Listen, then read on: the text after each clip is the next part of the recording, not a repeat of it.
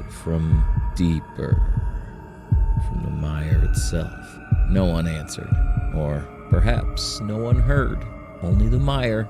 It always hears. The lines blur now between me and it.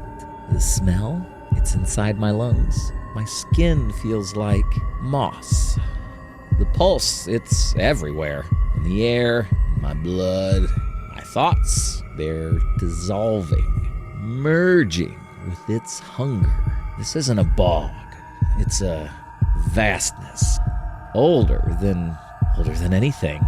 And I'm sinking into its embrace.